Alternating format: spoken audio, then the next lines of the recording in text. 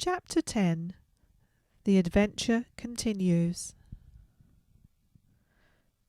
When Sam awoke, he yawned and stretched, and Mum suggested a picnic on the beach. The sea air may perk him up a bit.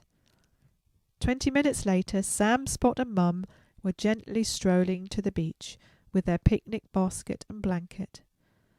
Sam also brought Spot's favourite red ball, which he loved to retrieve, no matter how many times Sam threw it for him. They found a sheltered place to settle down, as there was a fresh sea breeze, and spread the blanket out. They relaxed for a while, listening to the sound of the waves and seagulls overhead. Mum had packed an amazing picnic, as always, and Sam felt extra hungry now after their good rest. He munched his way through his favourite cheese and chutney sandwiches, some homemade apple tarts, and fresh strawberries from the local greengrocers. Spot watched Sam's every move as he waited patiently for his master to finish the picnic. He was looking forward to his game with his special red ball that Sam had promised him after lunch.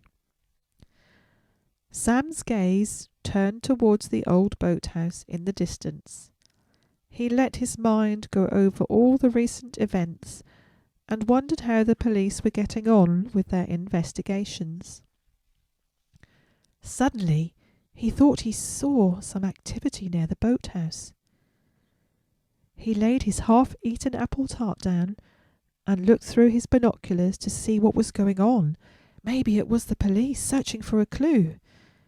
He focused the binoculars a bit sharper and then realized it was a dodgy-looking man with a rucksack on his back, just going inside the boathouse door. Sam recognized the tall, thin figure he had seen in there the day before. He kept looking for a few minutes, but saw nothing else. "Mum!" Sam exclaimed. "I think the thief has come back to the boathouse. Maybe he is stashing more goods in the cupboard ready for smuggling."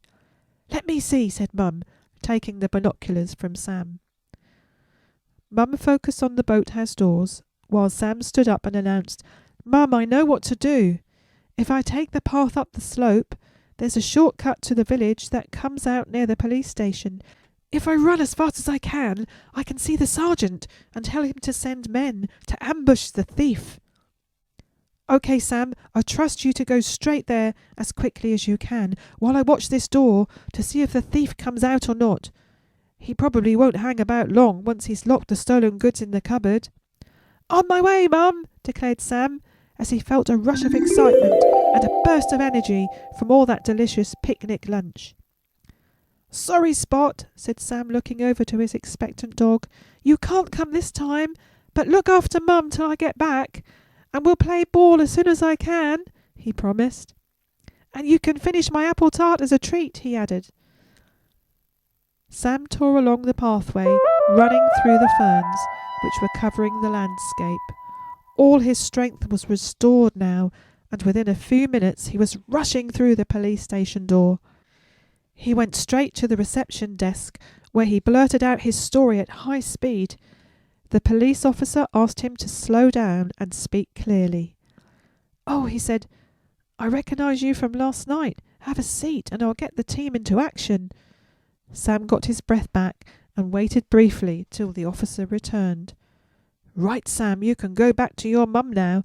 Leave everything to our very capable team, who are on the way right now to catch that thief." Sam got up and headed for the door, while the officer thanked him for informing them.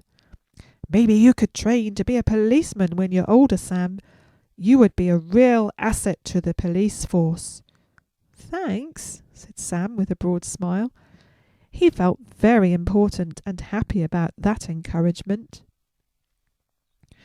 Within a few minutes, Sam had rejoined Mum and Spot on the beach. Spot was so excited at the return of Sam and jumped up at the boy, licking his arm. Maybe he could have that game of throw and catch now? But not yet.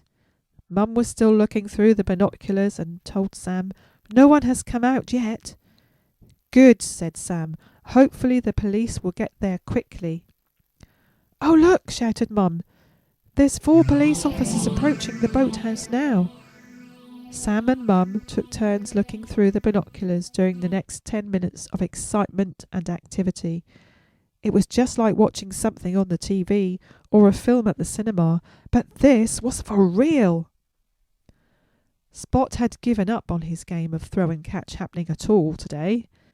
He sat up with his ears cocked to listen to the shouts coming from the robber as he was being escorted against his wishes from the old boathouse.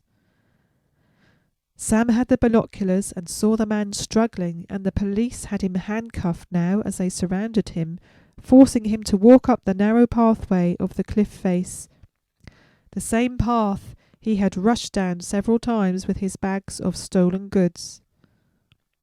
Sam wondered if the man was feeling any remorse at this point.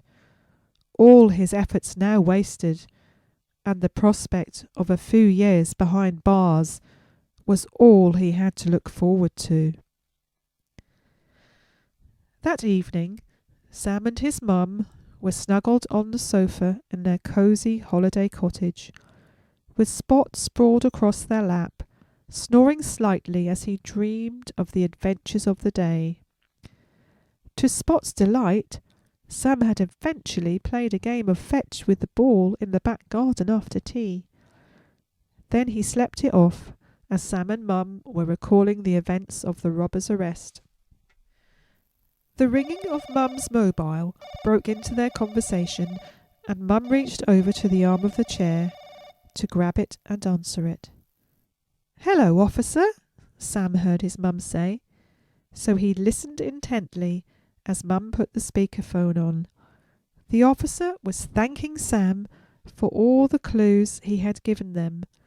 Sam smiled as he listened. He couldn't wait to tell Finn all about his adventure when he got home. The policeman was very grateful for Sam's help in leading them to catch this criminal. As a reward, he said that Sam and his mum could come back to the holiday cottage in the next school holidays completely free of charge. The police station would cover the cost. "Wow!" exclaimed Sam, waking Spot up in his excitement. "I can't wait to come back here. Maybe Finn can come with us next time." "That's a possibility," said Mum. "We'll have a word with his mum when we get back." So the rest of that evening, Sam and his mum enjoyed playing some board games, having some chocolate treats and popcorn, and making the most of their last night at the cottage. Chapter 11. Time to go home. As Sam, Spot and Mum ambled home along the pretty coastal road, they watched thoughtfully as the view of sand and sea faded gradually into the distance. What an eventful few days it had been. They were all a bit sad to leave the pretty cottage behind and its lovely location, but were looking forward to returning next year. "I can't wait to tell Finn all about it," exclaimed Sam excitedly. "I'm sure you two will have a great time sharing all your news," answered Mum. "You won't have to wait long, as we'll be home in 20 minutes. It was a lovely sunny day to travel, and a pretty journey along the country lanes. Soon they arrived in Sam's village and parked in their driveway. Then started the business of unloading the car. Spot leapt excitedly out of the car and started barking. He rushed down the garden path, and Sam, with his rucksack slung over his shoulder, could hardly keep up with him. To Sam's surprise, the front door was slightly ajar. "Oh no! Don't say there's burglars in the house!" were the first thoughts that flashed through Sam's mind. As Sam rushed through to the hallway, feeling slightly alarmed, Spot had already dashed into the kitchen, and his barking had got louder. Sam hurried into the kitchen and had the surprise of his life. "Dad!" he exclaimed, and threw himself into his father's arms. Dad and Sam hugged as if they never wanted to let go, until Mum saw him there and cried out excitedly, dropping her case and bags of holiday things on the floor as she ran towards him. "Ted! What are you doing here? Oh, darling, it's so lovely to see you. I can't believe it. Am I dreaming?" "I can assure you it's really me," answered Sam's dad. "I got unexpected leave, so I thought I'd surprise you." And there we'll leave the happy scene of a family reunited. You can imagine what an exciting afternoon they had, all sharing their stories of adventures near and far.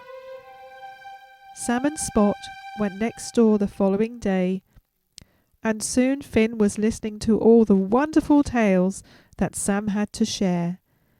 Maybe when Sam and his mum go back to the holiday cottage next year, Finn can come too.